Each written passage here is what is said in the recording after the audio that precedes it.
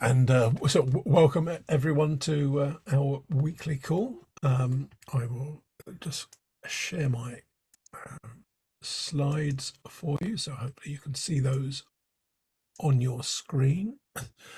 Um, and if I just click through to the next slide. So the main sort of focus of our call today will be, I'm going to sort of preview the IETF 118 agenda. So just call out some of the sessions that appear to be of interest on the agenda there. And then, as always, we'll have some time to talk about some recent events. I'll run through some of the news headlines that were in my weekly news headlines email, and then just remind you of some forthcoming events and some of the topics we'll be covering on future calls. And as always, be plenty of time for any other business that anyone wishes to raise. So let's jump straight into it. A reminder that the IETF 118 meeting starts, well, strictly speaking, it starts on if you go to the hackathon on Saturday the 4th of November, so relatively shortly now. If you're attending in person, it's in Prague, although pretty much all of the events are also accessible online via the Meet Echo app as well. So sort of pretty easy to interact remotely. I think a well-proven machine by now for the sort of hybrid events, and Meet Echo I find is pretty good in that regard. I should also say, and I'll mention this again at the end, if you're planning to attend and haven't yet registered, if you do so today, you get I think they've rechristened the early rate. I think it was the normal rate or standard rate before, but we've gone from that to the early rate, and it got from midnight tonight. I think 23:59 UTC. It kicks up to the the higher rate. I think it's another $150 or so to attend in person. And also the remote registration fee bumps up a bit as well. So if you are going to register but haven't done so yet, you'll save some money by doing so today rather than tomorrow.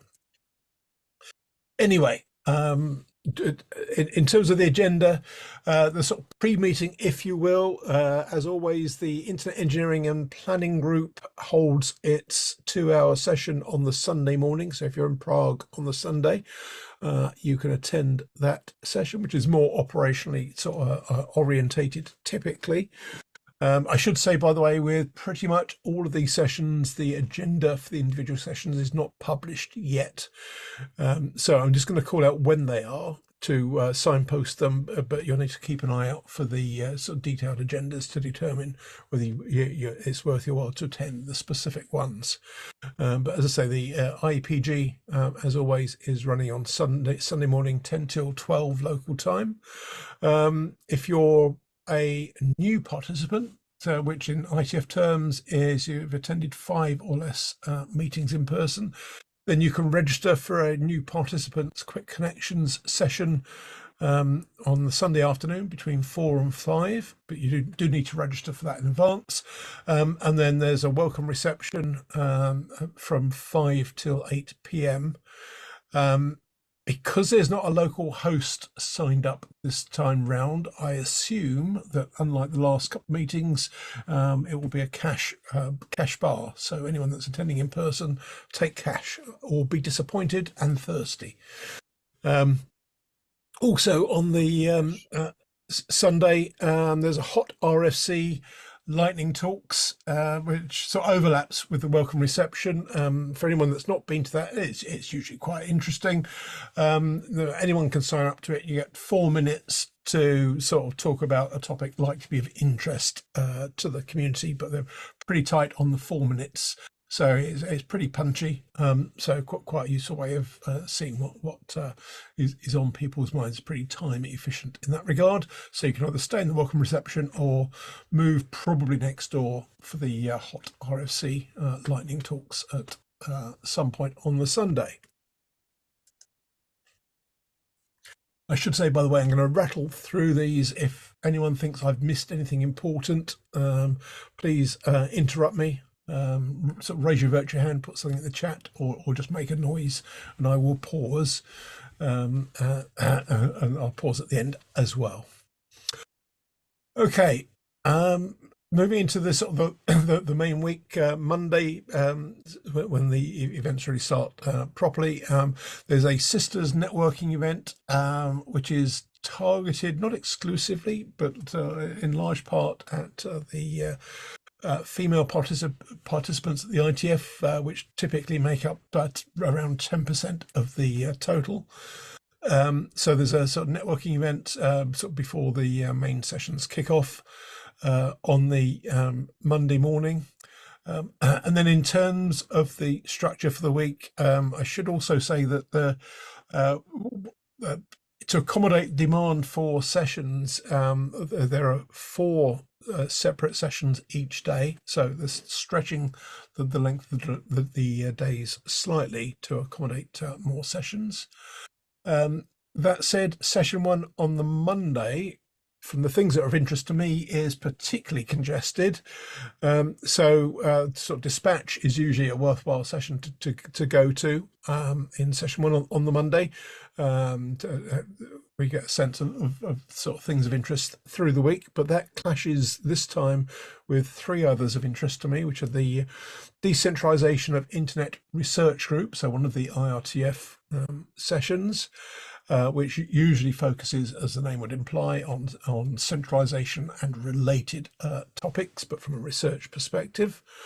There's a second research group, bizarrely scheduled at the same time, which is the Human Rights Protocol Considerations Research Group, which again usually has interesting topics, although, as I've said at the outset, agendas are yet to be published. And also the TLS working group is taking place at the same time. And again, although the agenda is not published yet, it seems likely that there will be something on ECH that will be included on the agenda, because it looks like the sort of the main ECH draft is pretty mature now, and the interop testing is largely complete. As you know from the news headlines from the last few weeks, Cloudflare has announced sort of widespread support now for ECH. Chrome has got support for ECH, as has Firefox. So it's increasingly mainstream. So I suspect that there will be something on ECH to really sort of start to draw the effort to a conclusion within the TLS working group and advance towards a last call before handing off the draft to the IESG. So I expect that will also be covered in the TLS working group in session 1 on Monday morning. So that's 4 things to potentially go to, but sadly all at the same time, which is a real shame, but hey ho. Session 2, there's a second, really unusually, a second attempt at a BOF for the detecting unwanted location trackers. There was a BOF, some of you may remember, Birds of a Feather session in San Francisco to start to test the interest of the community and scope out the issues. And this is a BOF focused on sort of basically someone planting a tracker on you and finding ways of handling that. So something where you have a physical tracker but without your permission. It throws up some interesting use cases. On the one hand, someone stalking you, perhaps an abusive partner, but equally it could be someone suffering from dementia, where there's a positive intention from, quotes, unwanted location tracker. So it does throw up some interesting and conflicting use cases, but that's sort of coming back for a second attempt at a BOF in Prague. That's session 2 on the Monday. There's also an ops and management area working group running simultaneously to that. But if I'm honest, I'll probably go to the DOLT with the U BOF session then. That rolls into session 3, which Andrew, Kathleen has a hand. Yeah, sure. Jump in, Arno. Oh, sorry, Kathleen, you've got your hand raised. I do apologise, and thank you for flagging it. did you want Yeah, to? so back on when you were talking about ECH, Christopher Wood sent out a message that the remaining issues will get closed rather quickly, and they intend to move ECH to working group last call during the IETF week. Perfect, thank you. And I do know that they have been closing them. Arno, we had a call last week, noted that was that, and it sent like 100 issues had been closed on GitHub, something like that, over the course of a couple of days. So yeah, yes, I think they're being processed at pace. Arno, is that right? Yeah, if I may, Andrew. Yeah, I think there is a huge activity on the TLS GitHub at the moment. Very hard to follow everything that is going on. That's one thing. Agreed with Kathleen. My expectation is that it will be a last call as expected. That's not for me. That there is nothing new here, to be honest. And I think what I believe we will get as well is data from implementation, because Yep. Chrome is in production. I think Firefox is in production. In fact, in the last IETF, Google announced that they wanted to share what 1% of users have been doing there. That's one thing. I think Meta may be able to share what they are doing in an implementation that does not include the DNS. We know that this is not mandatory, but still. And there was the Cloudflare release in production that was like a hiccup and restarting anyway. So I hope that we will have some data from implementation as well. Yeah.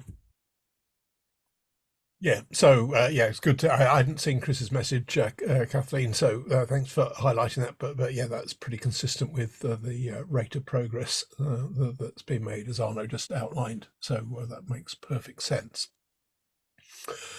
Okay, just back to Monday. Excuse me. Session 3, the RASP research group, which is sort of bringing sort of multi-stakeholders together, is taking place in session 3 alongside security dispatch.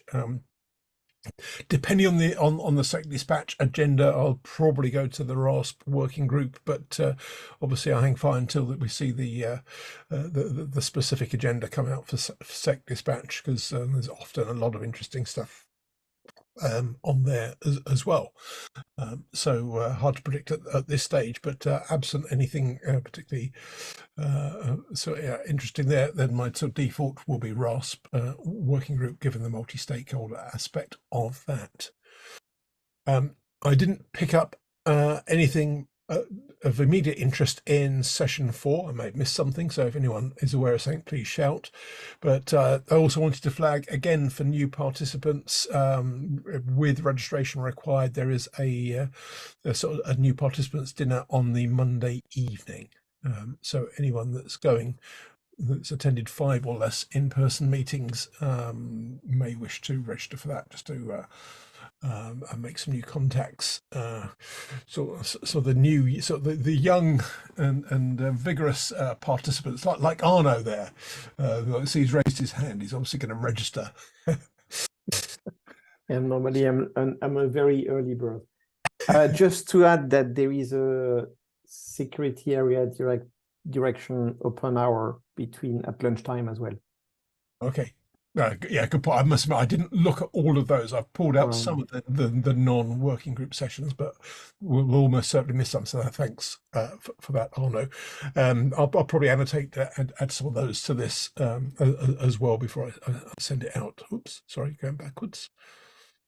Okay, let's move on to the Tuesday.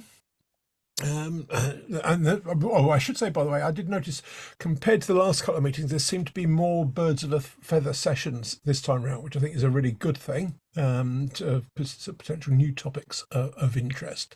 So the number seems to be trending up slightly. So, for example, secure patterns for internet credentials, BOF, taking place in session 1 on the Tuesday.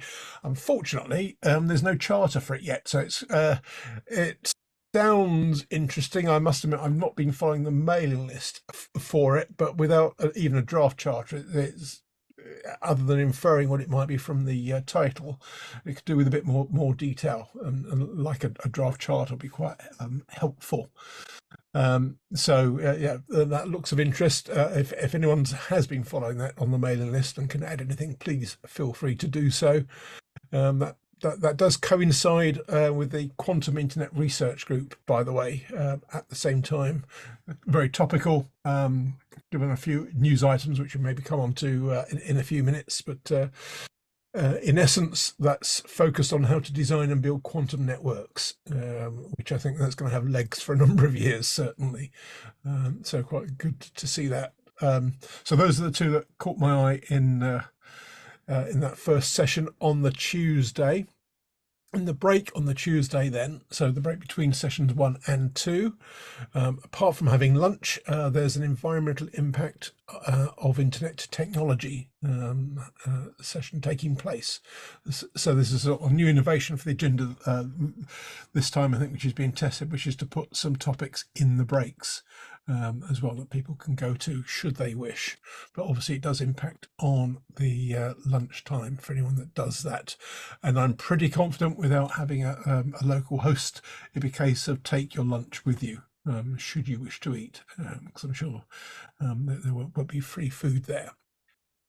And then after lunch, the two things that caught my eye were the privacy preserving management measurement working group, which continues, and also another BOF, workload identity in multi-system environments taking place. So just to emphasize the point, there are a number of BOFs scheduled. I should say, by the way, certainly more or less I think the week before the last IETF meeting, one of the BOFs was pulled for whatever reason. So do keep an, if you're planning to go to any of these, do keep an eye out, especially for the BOF sessions, to make sure that they do go ahead. Yeah, as I say, it's two scheduled on the Tuesday alone. Session 3, we've got the IB open meeting, which is usually of interest. This time around, that coincides with the OPSEC meeting. So again, don't know what's on the agenda for these yet, but those are the two that be vying for my attention on the sort of latter part of Tuesday afternoon. And then the DNS Ops working group is taking place in session 4, I think the first of 2 DNS Ops sessions this time round. So the team have managed to get 2 scheduled again, going back to previous sort of patterns. And then I will modestly highlight that immediately afterwards, between 7 and 8 p.m. local time, we're holding an ECH deployment considerations side meeting in one of the 2 side meeting rooms. It apparently can accommodate up to 40 people, and there is remote access via Zoom if anyone is not on site but would like to attend. We're doing that principally because by then, we should have clarity from the TLS session on the Monday what the situation is with the main ECH draft. So it will then give us the relevant context to have a conversation about whether and how to proceed with a separate deployment considerations draft. So that's the plan for that side meeting on the sort of late on the Tuesday, immediately after the main sessions have finished. We probably ought to offer free beer or something, Arno, to get people to come. Yes. We have to find a sponsor to pay for free beer. Anyway, right, and then rolling into the Wednesday, we've got the ADD working group first thing on Wednesday. Also, unfortunately, it clashes with the Measurement Analysis for Protocols Research Group, MAP-RG, which again is usually of interest, and last few meetings has taken place on the Friday, but for some reason that's on the Wednesday this time around, so I'll probably miss that to go to the ADD session. And there's the Ops a management area working group, the first of 2 sessions for that. Session 2 on the Wednesday. Quick was the only thing that really caught my eye for session 3. And then you got the IETF plenary, which I found really interesting in San Francisco. Last few meetings it's felt a bit superficial, but it felt like there was a lot more to cover in the meeting in San Francisco. So hopefully we'll continue in that vein, and there'll be a bit more interaction between the community and the various leadership teams. Right, rolling into Thursday. Thursday morning, the MIMI, more instant messaging interoperability working group it has a session. So this is how to get the various instant messaging platforms to seamlessly interoperate, partly to comply with EU regs around interoperability, which is good to see.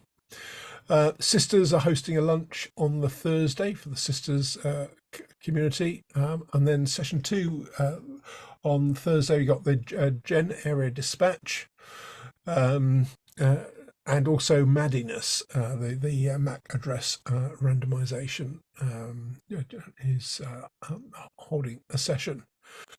Again, I don't think I picked up anything of immediate interest in session 3. I'll happily take suggestions from anyone, or equally I'll be continuing to look at the agenda as it evolves, and maybe update this to add something as we get more details. And I'll just stop there. Arno, just noticed you got your hand raised.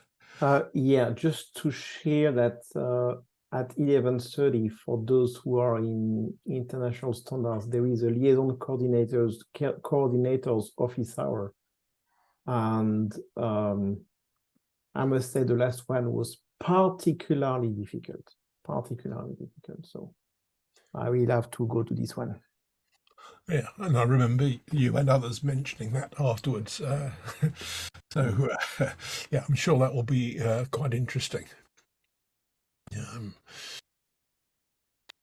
Oh, and I can see, as we've been chatting, that Vicky has mentioned that VeriSign's organising a table at the hackathon to work on post-quantum signature verification. Just to emphasise, post-quantum is very much the theme of the moment, which is good to see. Interesting. Thanks for flagging that, Vicky. I'll highlight that when I send out the slides in case people are interested in joining. Just finishing up on the Thursday, got the IETF open meeting in session 4, and also there's a security area open meeting also in session 4 on the Thursday. And then the day culminates with a new participants social hour taking place just at the back end of Thursday. In case anyone was wondering, I haven't skipped over. Normally there's an IETF social takes place on Tuesday evening. Traditionally, there isn't one this year, again, because there's no local host to sponsor it, sadly. So we'll all be making our own arrangements through the week. And then rolling into Friday, before the main workshop sessions start, the EOD Education and Outreach is holding a side meeting, just really to sort of talk through recent developments on outreach in particular, I suspect. So that traditionally has a slot. Always a bit of a pain first thing on the Friday, but never mind. It's always an interesting discussion, to be fair. That's followed by, as we go into the main agenda, DNS Ops having its second of its 2 sessions, and also MASK holding the MASK working group holding a session. It's session 1 on the Friday morning. I think that's an error. Apologies, that's an editing error on my part. Oh hi, I don't think is holding a working group session this week. I think that's a figment of my imagination or poor editing when I was editing a previous version of the slides. So you can almost certainly disregard that. I think I couldn't find anything of immediate interest in session 2 and forgot to delete that. So apologies. When I send out the slides, that will have magically disappeared. And then Mimi was the main thing I picked up for session 3 on the Friday. So you would have seen that as per sort of emails from the organising team from a few weeks or more ago, there are 3 sessions on the Friday now rather than the traditional 2, to give sort of more working group slots because of the congestion. And then there's a reception which is only recently advertised. I certainly have missed it previously, between 5 and 6 p.m. on the Friday for anyone that's still in Prague, which is a real shame because I booked my flight for 6 p.m. so I'll miss that, and it's too late to change, but never mind.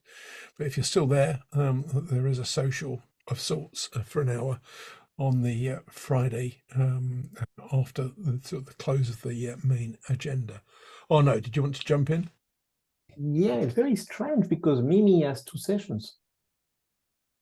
There's one on Thursday. Last time round, actually, in San Francisco, it had 2, and DNS Ops in the past has had 2. I think it hasn't had for the last couple of meetings, but it has again this time. I'm guessing because there are more slots available now, and also in fairness to DNS Ops, because it's normally got an incredibly busy agenda and struggles to cover everything in the available time. So I suspect the 2 slots will be well used for that. I think for Mimi last time round they did subdivide the work, so they were 2 quite separate discrete sessions. They looked at different topics, so it did make sense. I'm surprised they need 2 again, but there you are. I'm sure there's a rationale for that, and when the agendas are published, the reasoning will become clear. If anyone's closer to that than I am, perhaps more directly following the mailing list and has got anything to add, feel free to either jump in or pop something in the chat if you're aware of it.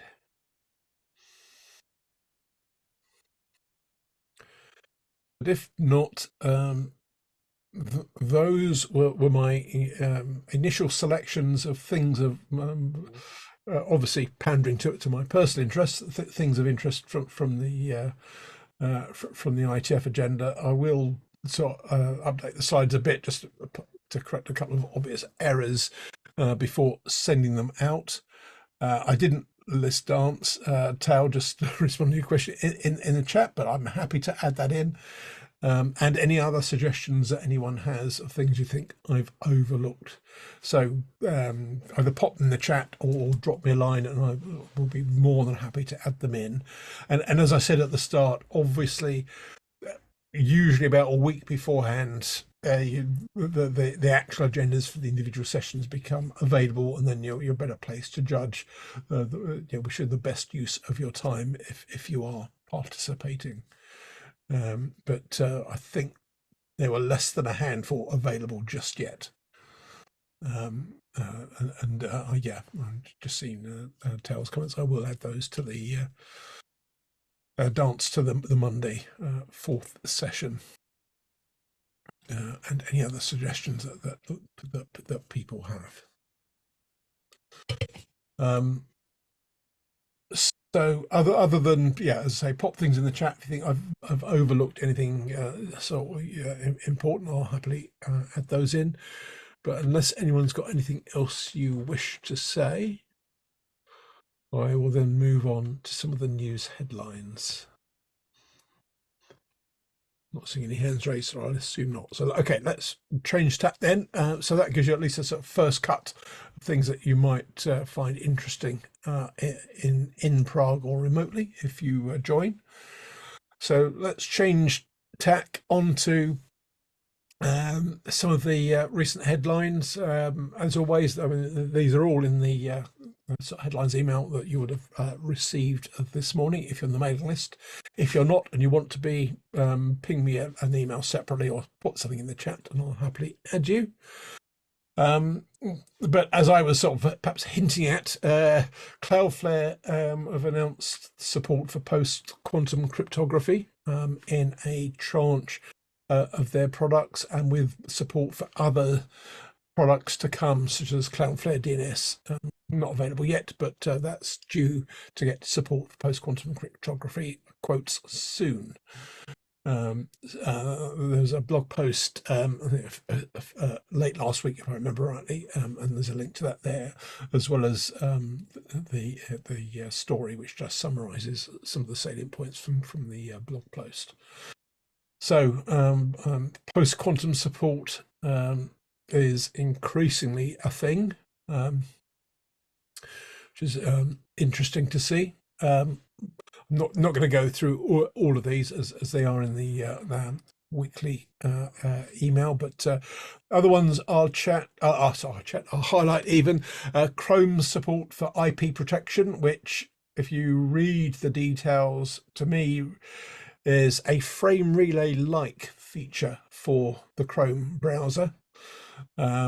Sorry, a private relay, not frame relay. Gosh, there's a blast from the past. A private relay like feature for the Chrome browser. It doesn't mention Oblivious, but it's using Oblivious-like capabilities with, at the moment, one, but I think in due course, potentially 2 proxies working in tandem. So that's an interesting read that's coming out.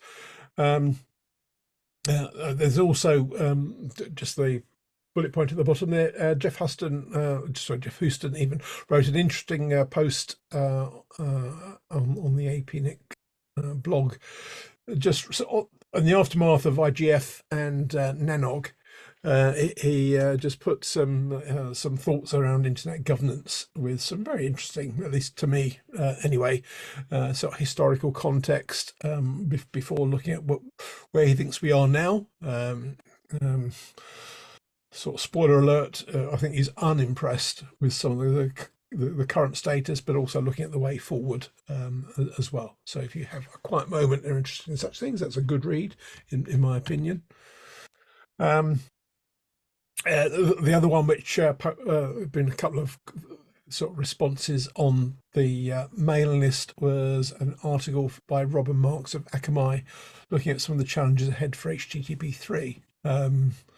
Which sort of a good friend Paul Vixie, I think Kathleen and others commented on. I have reached out to Ralph Weber at Akamai. I don't know Robin Marks, but I've asked Ralph if he can help to sort of contact Robin to maybe get him to expand on his blog post and potentially pick up on the sort of queries posed by Paul Vixie and others, which would be interesting to see if he can.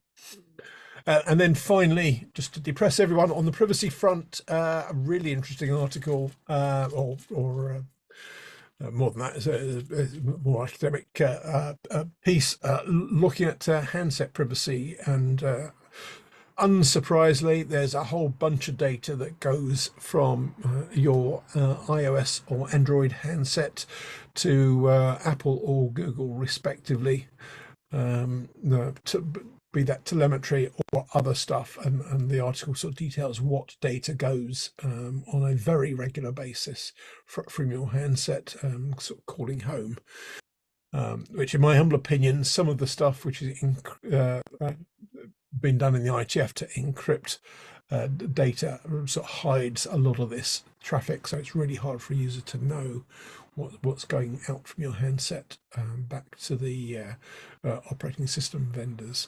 Sorry, Kathy, I just saw your hand up. Did you want to jump in on that, or maybe the previous article? Previous article, yes. I had responded on the list fairly quickly because I had already looked into this, and I have a blog coming out that will help with the assessments on all of the impacts to products and what organizations will need to expect. And the TLS proxy was one of the things I dug into with, review from several people, including Arnaud and his team and yourself. So yeah, that'll come out soon. It's just behind a different blog. So I don't know when my marketing is going to get it out. When they do, please, if you think of it, ping me the link and I'll make sure we share that. Thank you. And some good points in there, unsurprisingly, given your vast knowledge of the subject matter. Brilliant. Thank you. Arno, did you want to jump in as well? Yes, not so much. Thank you, Kathleen. I think your article is spot on, especially the questions you ask in your article. But I wanted to come back on the third bullet in your list of DNS in the news, which is the new IP protection will hide users' IP addresses on Google Chrome. And so the security guys, we are hidden the SNI, now we are hidden even the IP address, and even at the end of the article, there is a mention that this is causing a problem for security teams. Yes, it does. I mean, it's just going to be impossible for the defenders to defend if we continue this way. I hope people have read it because it is really shocking. Over. Maybe we could do a separate OPSEC side meeting the next IETF. That could be quite fun. We'd probably have to do a remote one, right? Because even where I work, you have myself and maybe somebody from my team that attends the IETF sessions. However, my analysis went out to our operations center, who supports all of the state, local, tribal, and territorial organizations of the United States, right? So it's a huge group. And they're not directly representative or represented at these meetings. And that's where we have a gap. Yes. Yeah, I think I've observed before, rightly or wrongly, in my view, I think there's a dearth of people with operational security experience involved in the standards bodies, sort of plural, but certainly in the IETF, and more people with hands-on operational experience would be enormously beneficial. But I guess they've got operational jobs, so therefore it's sort of hard to get their engagement as well, which is a real shame. If I may, Andrew, it's not just that they have a real job. The issue is that even if they would be aware of that IETF matters, their bosses don't know what the term standardization mean, especially on the West side. So it's impossible for an engineer to say, hey, boss, I need to go. Back to your point on the IETF plenary in the previous agenda item points, when you spoke about the IETF plenary, in the last one, there is somebody who said something very good. He said 20 years ago, you would need to do something at IETF or ITU or wherever. You would go to your manager and say, I need $2 million to do all of this work and go to the meetings and all of that. The boss would say, absolutely, money is there, go. If you would re-ask the question 10 years ago, the manager would say, can we be very picky on the amount of money you need? And now, if you ask your manager about it, the question will be, what is IETF? I think that's the other problem. But the other side of it is there is a party in IETF that did everything they could to make sure operational people are not showing up. In code of conduct in our companies, this would be called harassment. But that's not the case for IETF. So now people aren't coming. People should not be surprised. Yeah, I have to agree. And even with my background as a former AD, a direct colleague, when I mentioned I was writing up this draft on ECH, just to give an example of the disconnect in understanding standards, he asked if contacting some person who has never been involved in the standards, who happens to be male, would be helpful for me to help figure this out. So, gosh. Right. So people don't understand the IETF. They don't understand the longevity and the consistent work that goes into it and the value of the people who have done that work. It's a problem. Yeah. By the way, Andrew and team, I made a podcast in French. It will be published soon. So it's in French. It will be encrypted for you, but on ECH. So anyway, it's going to create some reactions in France. So I will share with you anyway, and when I will get reactions, I will share as well. Yes, yeah. I remember you mentioned the other day that was coming up at some point soon, which would be good. I can see Josh suggesting a marketing and PR arm for the IETF, which would be interesting. Simon, sorry, did you want to come in? Yeah, just a quick one. I mean, as a government guy hanging around standards, I mean, there's an image problem general, I would suggest. We have the same image problem in government as anywhere else, maybe even more so, you know, because engineering and technology operationally is a very unknown space in government, and in fact, in my career, which is now at the end rather than the beginning, has got less. So you know, it's not a problem that's getting well. Standards in recent years has got a bit better, but you know, it's an ongoing problem, I think, across the commercial and public sectors. You know, as to what are standards? Why should we do them? Why should we bother spending money on them? Who cares anywhere, and so on. Yes. Indeed, God, we're having a sort of depressing discussion today, aren't we? Sorting out the world and gazing at our neighbour, what could be better? Right, I'll have a stiff drink after this, I think, rather than the Pepsi. Okay, let me sort of hastily move on. There's some other stuff caught my eye, which you know, I think some of it you might find useful to peruse if you have the time, such as people attacking multi-factor authentication.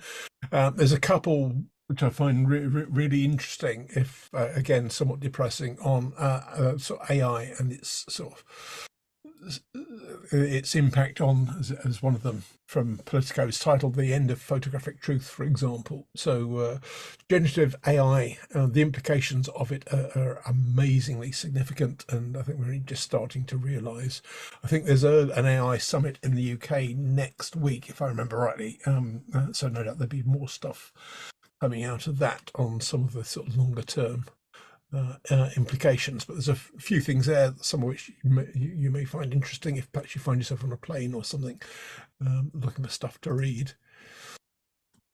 A quick reminder, internet draft submissions are cut off before the IETF's data tracker closes down for 2 weeks, is today, and then it will reopen on day one of the IETF meeting.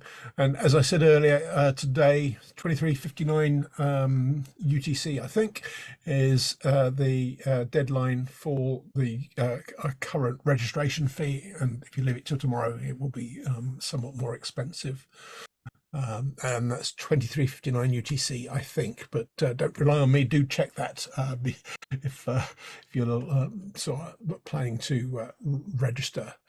There's a couple of calls for papers coming up, but not immediately, for OARC and Apricot. If anyone knows of any other things that are out there that I've overlooked, please let me know and I'll add them to the list.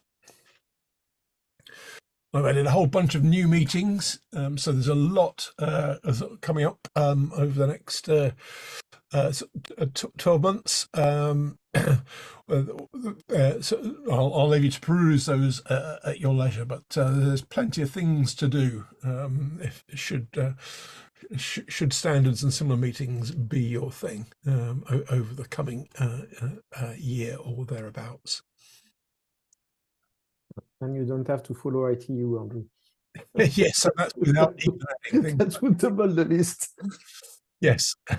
I see Simon in the chat has confirmed it is 23:59 UTC. So yeah, you can save money whether you're attending remotely or in person if you're planning to sign up to do so before then. Okay, in terms of so this time next week we're going to talk about the SNI versus DNS and reliability of SNI, etc. So we said we'd cover off, so we'll do that next week. The week after we won't have a call because some of us will be in Prague and it will be difficult, so there'll be a direct clash, but we will the following sort of Monday look at, sort of reflect on some of the highlights from the meeting, and then the following Monday, still tentative, but I'm going to get the DNS Research Federation have volunteered 2 people to talk about sort of blockchain DNS, Ethereum name service, etc. I'm just waiting them to confirm that Monday definitely does work for them, but we got the people lined up, just trying to line up the diaries as we speak. So that's what we'll cover towards the end of next month. I think that's everything from me, so I will stop sharing and apologize for talking so much, but hopefully that was useful. And we're on any other business, so is there anything else that anyone would like to raise this week? Anything else you picked up in the news, or any other events coming up, or anything else at all that you think would be useful to highlight? And if you do, please pop it in the chat, raise your virtual hand, or just unmute and talk, whichever is easier.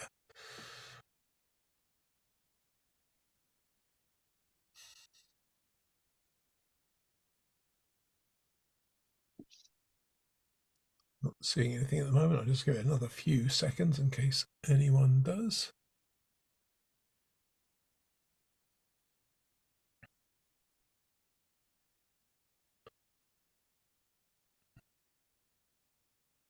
Nope, I don't think so. Okay, well, if anyone, just as Tal did whilst we were chatting, anyone thinks there's anything else useful, it'd be worthwhile adding on to the sort of agenda highlights, just drop me a line and I'll happily update the slides before I send them out. So if there's anything that you think will be useful to add, just let me know.